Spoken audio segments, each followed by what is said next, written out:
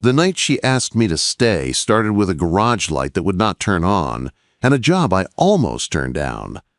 My name is Jay. I am 24, and I work as a freelance electrician in a town just outside San Diego. Not the beach part everyone posts online, the inland side, where it gets hot by noon and most houses look the same from the street. I rent a small one-bedroom apartment above a nail salon.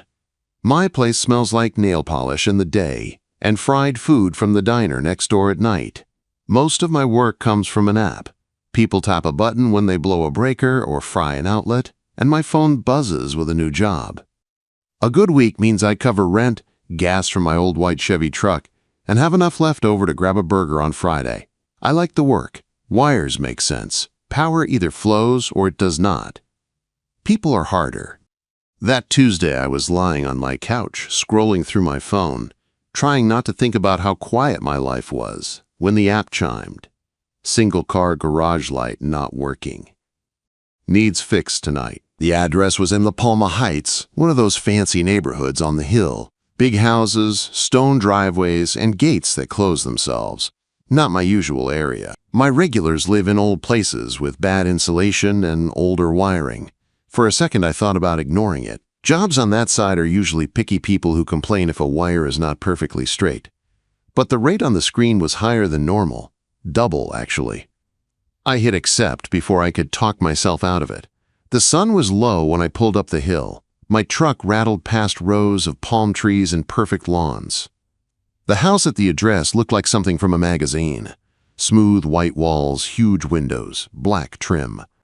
There was a wide driveway and a gray Tesla parked there, shining under the streetlight.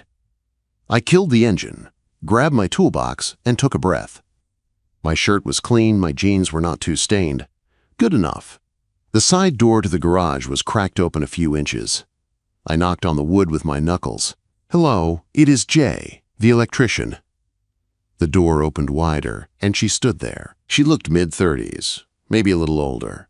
Dark blonde hair pulled up in a loose knot, a few strands falling around her face. She wore a soft navy t-shirt and black leggings, barefoot on the concrete.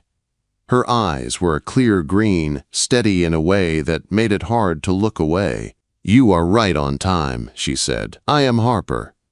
Her voice was low and calm, no fake cheer, no edge. "Nice to meet you," I said, lifting the toolbox a little. "You said the garage light is out." "Yeah," she said, stepping back to let me in. "The main light will not turn on at all. The motion strip above the door flickers like crazy when I pull in. I work late and I am not a fan of walking into a dark garage." The garage looked different from most I had seen. No stacks of boxes or old paint cans.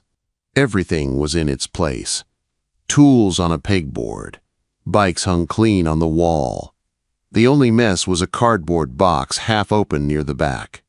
The light fixture on the ceiling was an older fluorescent unit. The little motion light over the big roll-up door blinked weakly on and off, like it could not make up its mind. "Got it," I said. "I will check the wiring and the ballast. Might be a bad connection." She nodded and moved to the side, leaning against the wall near a workbench. "You need anything?" she asked. "Ladder, water." "I am good," I said. "I have my own ladder. But water would be nice, if you do not mind." "Sparkling or still?" she asked. "Like we were at a restaurant," I blinked. "Still is fine," I said. She gave a small nod and slipped through the door into the house, leaving me alone with the hum of the garage fridge and the soft blink of the faulty light. I set up my small stepladder under the main fixture and popped off the cover. Inside, the wiring looked old and poorly done. Someone had twisted things together the wrong way. Probably when the house was built, the ballast was burned in one corner. "Figures," I muttered. It took about 30 minutes to swap the ballast, clean the contacts, and tighten the connections. I moved to the motion light, opened the casing, and found loose wires there too. Whoever wired this place liked shortcuts. I heard her come back before I saw her. Bare feet on concrete, soft steps. "How's it looking?" she asked. "Messy," I said, "but fixable." She handed me a cold bottle of water. Our fingers brushed. It was nothing, just quick skin on skin, but my chest did this little jump anyway. "Thank you," I said. "No problem," she said. "Take your time." I canceled my calls tonight. I raised an eyebrow without meaning to. She smiled a little. "I do consulting," she said. "Brand work." Meetings that should have been emails. Fixing that light feels more important than listening to another pitch deck. I gave a short laugh, then went back to the work. She stayed this time, a few feet away, arms crossed, watching but not in a pushy way. Just present. "So," she said after a minute, "how long have you been doing this?" 3 years on my own," I said, tightening a wire nut. "Started as an apprentice before that." "I like it. It is simple in the right way." "Simple how?" she asked. "You follow the lines," I said. "Find where the power stops. Fix the brake. There is a right answer. You cannot fake a working light." She was quiet for a second. "That must be nice," she said, "knowing when something is fixed." "Your light will tell us in a second," I said, hopping down from the ladder. "Want to do the honors?" She moved to the switch near the door, her hand hovering for a moment. Then she flipped it. The main light came on strong and clean, filling the garage with white light. The motion sensor above the big door stayed steady, the little indicator glowing instead of twitching. Her shoulders dropped like she had been holding tension she did not mention. "Thank you," she said. This was driving me crazy. "Happy to help," I said, packing my tools. "You should be good now. If it starts acting up again, call me and I will come back, no charge." She watched me latch the toolbox, her head tilted slightly. "You trust your work that much?" she asked. "I would rather do it right once than keep coming back for the same problem," I said. "Makes life easier for both of us." A small smile touched her lips. "That is rare," she said. "Most people build their business on repeat problems." "I like fixing things," I said, "not breaking them for later." She nodded, as if that confirmed something she already suspected. "How do I pay you?" she asked. "You can do it through the app," I said. "Card on file, all that." She glanced toward the house. "The app can wait 5 minutes," she said. "Can I get you something to drink, for real this time, not just water? Coffee, tea, wine?" I hesitated. My usual routine was fix the issue, get paid, leave. But there was something about her. The way she looked at me like she was not just being polite. The way her house felt too quiet, even from the garage. "Coffee would be good," I said. "If you have some." "Come on in then," she said, pushing the door open with her shoulder. "You can tell me more about why you chose wires over a normal job." I followed her inside. The kitchen was wide and bright, with white cabinets and light wood floors. A big window looked out over a small backyard with string lights and a few potted plants. It was clean, but not cold. A dark blue mug sat on the counter like she used it every morning. She moved like she belonged in every inch of the space, calm and sure. "Make yourself at home," she said, reaching for the coffee maker. "Well, as much as you can in a stranger's kitchen." I set my toolbox near the door, suddenly aware of my worn boots on her shiny floor. "Stranger with a working garage light," I said. Her laugh was soft, but it reached her eyes. "True," she said. "That earns you at least 1 cup of coffee." As the machine hummed, filling the room with the smell of fresh coffee, I caught myself wondering why my chest felt lighter than it had that morning. It was just a job. She was just a client. But the way she stood across from me, relaxed against the counter, watching me like she was trying to figure me out, made it feel like something else was starting. Something I did not see coming when I hit accept on a simple garage light job. The coffee machine finished with a soft hiss. Harper grabbed 2 mugs from the cabinet, dark blue ceramic with tiny chips on the handles, and poured. "Sugar, cream?" she asked. "Black is fine," I said. She slid a mug toward me and leaned back against the counter with her own. The kitchen light was warm, softer than the cold bulbs I had just fixed in the garage. Outside the big window, the sky was fading from blue to pink, the first streetlights blinking on in the distance. "So, Jay," she said, blowing gently across the top of her coffee. "How does someone your age end up playing with wires instead of doing the whole office route?" I shrugged, wrapping my hands around the mug. Office and me do not mix, I said. I tried for a bit. Did a semester of business classes at the community college. Hated being trapped in a room. I like building things.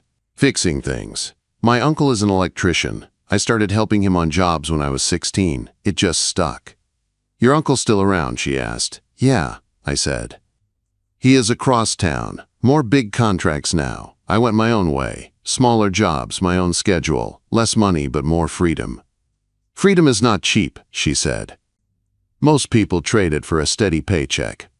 I looked at her over the rim of my mug. What about you? I asked. You said you do consulting. That does not sound steady. She gave a small smile. It is steady enough, she said. I work with brands, mostly lifestyle stuff. New products, new campaigns. I tell people how to sell what they think they need to sell. You good at it? I asked. That is what they pay me for, she said. Good slide decks, clean numbers, a lot of buzzwords. She took a slow sip of coffee, then set the cup down, her eyes on the window for a moment. I am divorced, she added, like it was just another fact. Bought this place last year, moved out of the city. Decided I wanted less noise. I did not know what to say at first. She did not look sad, just honest. Less noise, I repeated. She nodded. Less people asking for things, she said. Less pretending everything is fine at dinner parties. More space, more quiet. I thought it would fix everything. Did it? I asked. Her eyes met mine again. Not everything, she said. Some things just get louder when it is quiet. Her words hit close. I thought of my own nights, the hum of the fridge in my apartment, the way my brain got loud when the world went still. I get that, I said. My place is small, but sometimes it feels too big when it is just me. Her gaze softened, like she heard more than I was saying. How long have you been on your own? She asked. Since I was 20, I said. My mom moved to Arizona with her boyfriend. I stayed. It was easier that way. Cheaper too if I kept working. You see her much? She asked. Sometimes, I said. Holidays if we can swing it. She is happy there. That is enough. She nodded slowly. My parents moved to Florida last year, she said. They keep asking when I am going to visit. I keep saying soon. I smiled. Soon is a flexible word, I said. She laughed, a real one this time. It made her eyes crinkle at the edges. It was a good look on her. We fell into easy talk after that. I told her about some of the stranger jobs I had. A guy who tried to wire his own hot tub and almost set his deck on fire. A woman who swore her house was haunted because the lights flickered, but it was just a loose neutral. Harper listened and asked questions. In return, she told me about clients who wanted everything authentic, but did not know what that meant. About flying to New York for one meeting, then flying back the same night. About sitting in hotel rooms, staring at ceilings, wondering when her life had shifted into constant motion. It sounds busy, I said. It is, she said, busy and empty at the same time. The way she said that last part made my chest pull tight. We finished our coffee, and the room grew quieter. The light outside had gone from pink to deep blue. The small under-cabinet lights cast a soft glow over the counters. I should let you go, she said finally, glancing at the clock on the wall. I did not mean to keep you this long. You probably have other jobs. Just one in the morning, I said. Nothing tonight. She nodded, then looked at me in a way that made it feel like she was deciding something. Do you ever work nights? She asked.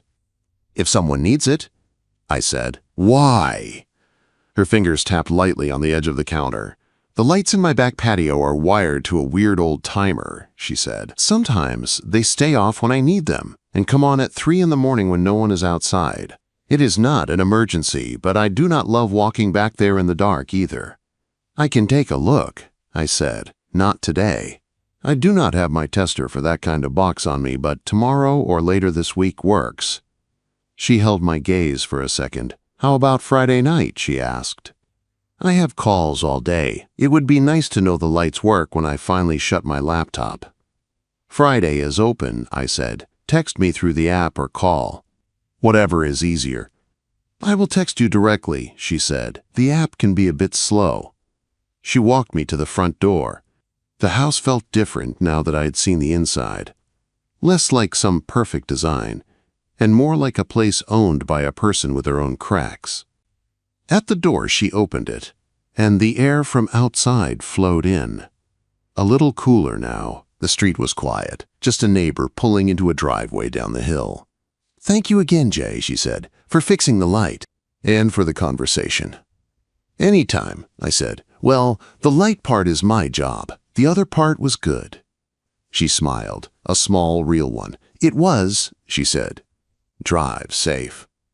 I walked back to my truck feeling different than when I had arrived. The night air smelled like cut grass and someone's dinner on a grill. My toolbox felt lighter in my hand. As I drove down the hill, the houses passed in a blur, but I could still see her standing in the doorway when I blinked. Bare feet, calm eyes, that quiet way she had of talking like she was not wasting any words. For the next few days I did my usual jobs. An old couple with a dead outlet in their bedroom, a restaurant with half their kitchen on one breaker, a landlord who wanted me to check every smoke detector in a building. But Harper stayed in my head. On Thursday afternoon, my phone buzzed with a text from an unknown number. "This is Harper. Can you still come by Friday night for the patio lights?" I answered faster than I meant to. "Yeah, after 6 works best for me." 6:30, she wrote back. "I will be here." All day Friday, I felt like I had a low buzz under my skin. Every time my phone buzzed with a new job alert, I hoped it was her, and then remembered I already had my answer. By the time I finished my last job of the day, the sun was slipping behind the hills. I washed my hands at a gas station, wiped my boots, and checked my reflection in the truck window.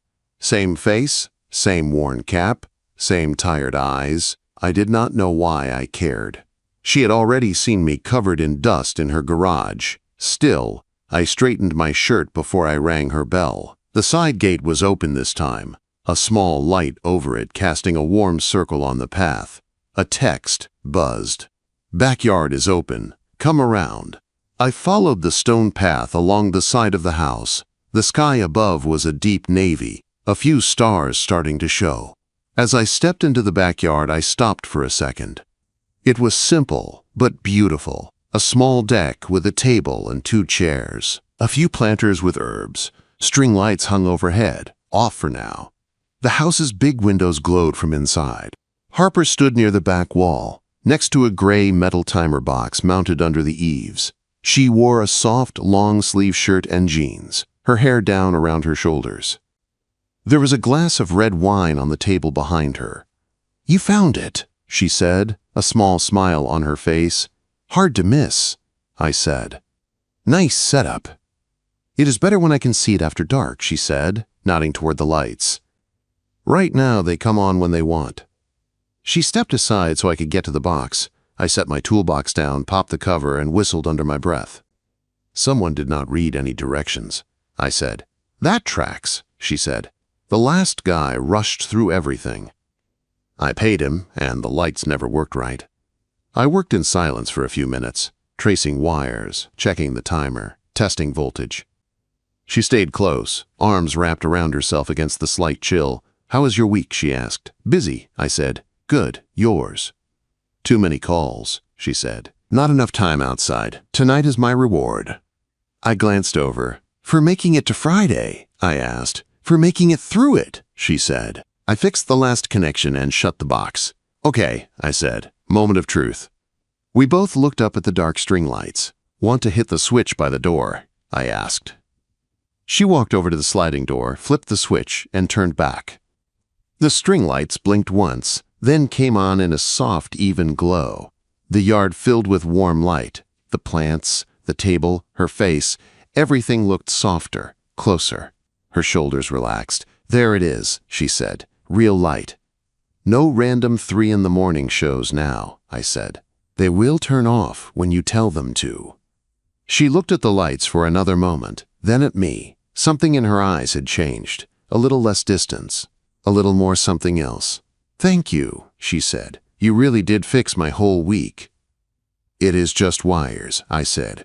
"It is more than that," she said quietly. She picked up the second glass from the table, one I had not noticed before, and held it out to me. "Can you fix it tonight?" she asked. Then she paused, her gaze steady on mine.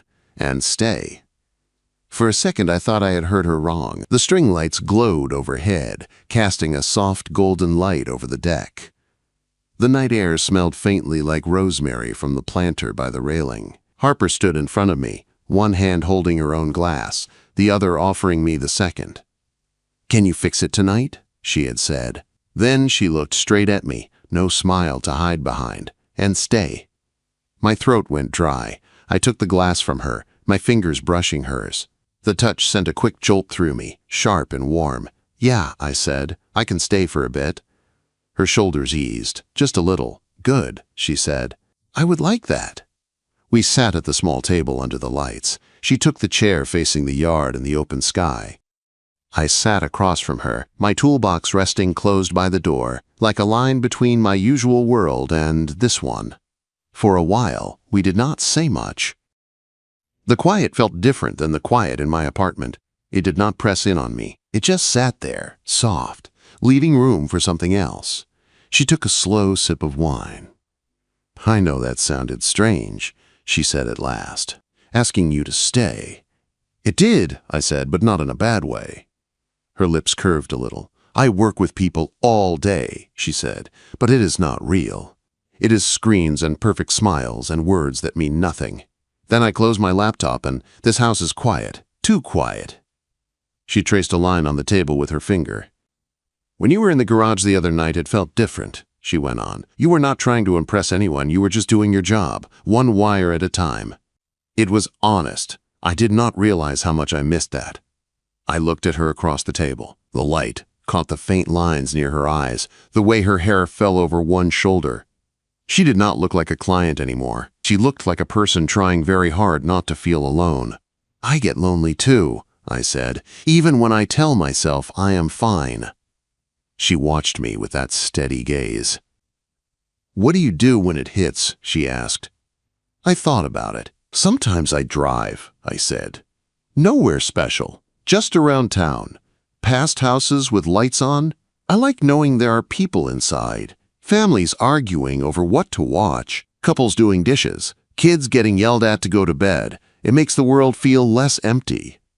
Her mouth softened. "You just drive and look at windows?" she asked. "Pretty much," I said, feeling a little foolish. "I know how that sounds." "It sounds human," she said quietly. A breeze moved through the yard, making the string lights sway a little. Somewhere down the hill a dog barked, then went quiet again. She took another sip of wine. "How old are you again, Jay?" she asked. 24, I said. "You?" She huffed a small laugh. 36, she said. 12 years is a lot on paper. "Paper does not see much," I said, the words out before I could think about them. Her eyes met mine, searching.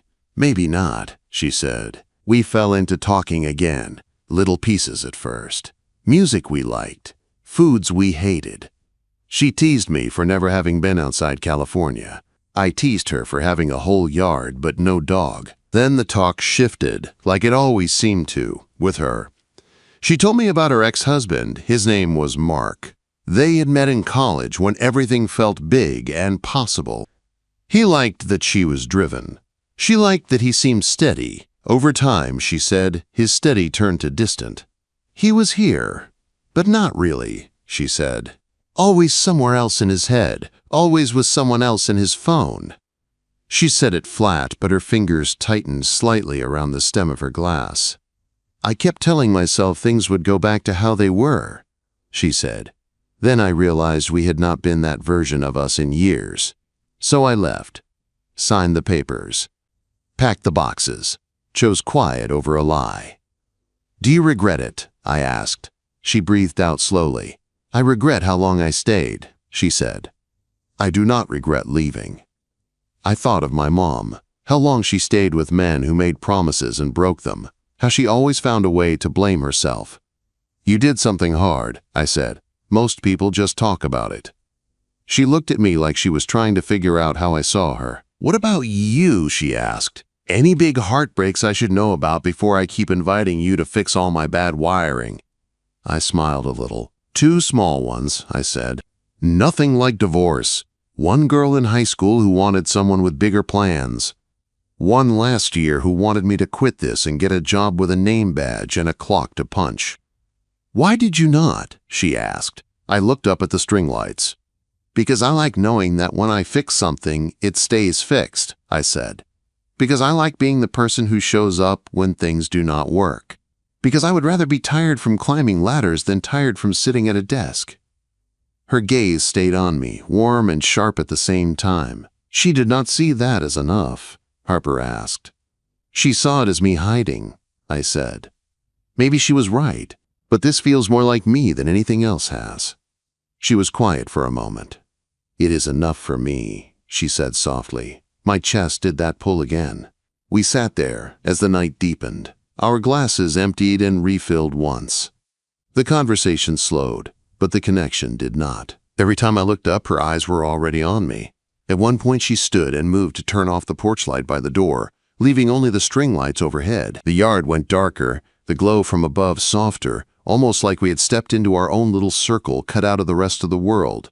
When she sat back down, she was closer. Our chairs were angled now, knees almost touching. "Can I ask you something and get an honest answer?" she said. "You have had those from me so far," I said. "Are you staying because you feel bad for me?" she asked, "or because you want to?" Her voice was even, but her eyes were not. There was something vulnerable there, something that hit deeper than all the jokes and stories. "I am staying because I want to," I said, and I felt the truth of it all the way through. "I liked fixing your lights. I like being here more." She drew in a breath like she had been holding it without knowing. "Good," she said. "Because I have not wanted someone to stay in a long time." The air between us thickened in a way that had nothing to do with wine or lights. I could hear the faint buzz of the timer box behind us, the quiet click of some distant relay. My hand rested on my knee, but every part of me was aware of how close her leg was. She looked at me for a long moment, then shifted her chair that last inch. Our knees touched. "Jay," she said, and my name sounded different in her mouth this time. "This is not the kind of thing I do." "What kind of thing?" I asked, my voice low. "Inviting the electrician to sit in my backyard and drink my wine," she said. "Wanting him to stay when the work is done." I could have made a joke. I could have pulled back. Instead, I set my glass down slowly and turned my body toward her. "What are you doing then?" I asked. "Something that feels like a bad idea, and a right one at the same time," she said. Her hand lifted, hesitated in the air inches from my face, then settled lightly along my jaw. Her fingers were cool from the glass, but her touch was warm. My heart hammered against my ribs. "Tell me if this is too much," she whispered. "It is not," I said. I leaned in at the same time she did. The kiss was soft and careful, not rushed. Her lips tasted like wine and something faintly sweet. Her hand slid to the back of my neck. My fingers found the edge of her chair, then her forearm, holding on like I might float away. The yard stayed quiet. The lights stayed steady. It was just us. When we pulled back, we were both breathing a little harder. She kept her hand on my neck, thumb brushing the edge of my hairline. "We crossed a line," she said, but there was no panic in her voice, just truth. "I know," I said. "I am not sorry." Her eyes flicked to my mouth, then back to my eyes. "Neither am I," she said. A sound broke the moment. Her phone buzzing on the table inside, faint through the glass door. She glanced toward it, then away. It kept buzzing. "Work?" I asked. "Probably," she said. "They can wait." She looked back at me, and in that second I saw the life she had built pressing against the life she wanted. Calls, deadlines, empty meetings, and also this. A quiet night in a backyard with someone who fixed her lights and stayed. "I do not know what this is yet," she said. "I do not know if I can give it a name that makes sense to anyone else." "We do not need a name tonight," I said. "We just need to know if we want it." She studied me for a long moment, then smiled, softer than I had seen before. I want it, she said. That is the problem. We sat there for a long time after that, sometimes talking in low voices. Sometimes just sitting close, sharing the same small patch of light and air. The night stretched around us, wide and dark, but I did not feel lost in it. For the first time in a long time, I did not feel like the guy who drove past strangers, windows to feel less alone. I felt like someone who had been invited inside. I woke up the next morning with the taste of her still in my head. Wine, warmth, the press of her hand on the back of my neck. The way her eyes had looked at me when she said she wanted this, even if it felt like a bad idea and a right one. For a few minutes I just lay there in my small bed in my small apartment, staring at the ceiling. The sunlight came in through the thin blinds, drawing lines across the wall. My toolbox sat in the corner where I had dropped it when I got home. My work shirt was hanging on the chair. Nothing in the room had changed, but I had. Part of me kept waiting for the crash, for a text that said last night was a mistake, for my phone to stay quiet in a way that felt like an answer. It did not. Around 10, while I was cleaning up my tiny kitchen, my phone buzzed. "Harper, you busy today?" My heart kicked up. "A little," I wrote back. "I have a job at noon." "Why?" There was a small pause, then her reply. "Just wondering if you like coffee that is not from a machine above a nail salon." I smiled in spite of myself. "I can make time for that," I typed. "Good," she answered. "Come by at 3 if you can. No tools required." For the rest of the morning, I moved through my job like a person working underwater. The old man whose ceiling fan I fixed thanked me 3 times. I smiled and nodded and thought about the way Harper's eyes looked under those string lights. By the time I pulled up her hill again, my palms were sweating on the steering wheel. I wiped them on my jeans, grabbed nothing but my keys, and walked to the front door. She opened it before I could ring the bell. This time she was in a soft gray sweater and dark jeans, hair down, feet bare like always. The house smelled like fresh coffee and something sweet, maybe cinnamon. "Hey," she said. "Hey," I said. We stood there for a second, then she stepped back. "Come in," she said. "I made real coffee." No app required. The kitchen felt different without my toolbox by the door. 2 mugs were already on the counter, steam curling up. A small plate of cookies sat beside them.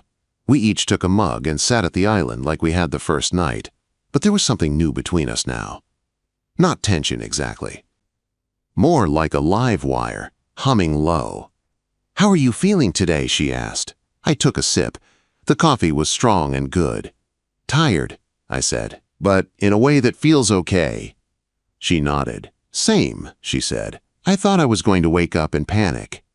"Did you?" I asked. "For about 5 minutes," she said. "Then I remembered how I felt when you left, and it calmed down." Quote, "How was that?" I asked. She looked at me over her mug. "Like the house was less empty," she said. That simple line hit harder than anything else she could have said. "I keep thinking this should feel stranger than it does," I said. "But it just feels right, and that confuses me." "You are not alone in that," she said. She was quiet for a moment, then set her mug down and folded her hands. "There are things we should talk about," she said, "before we get pulled further in." My stomach tightened. "Okay," I said. "Like what?" She looked me dead in the eye. "Like the fact that I am 12 years older than you," she said. "That my ex still sends the occasional email trying to pull me into old fights. That my work can swallow whole days. That I have built this careful, quiet life, and now I am asking you to step into it without knowing what that looks like for you." I took a breath.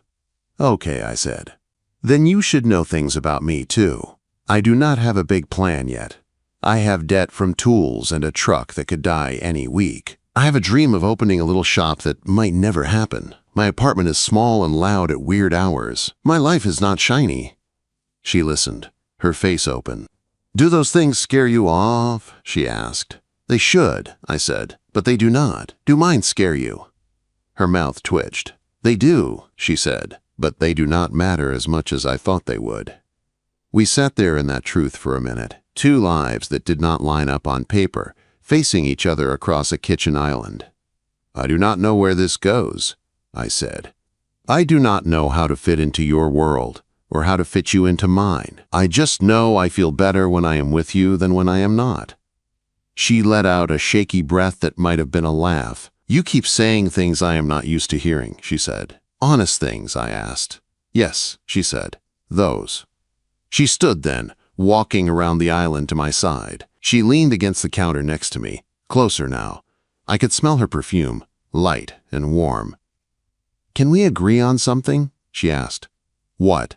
I said. "That we do not promise big things we cannot control," she said.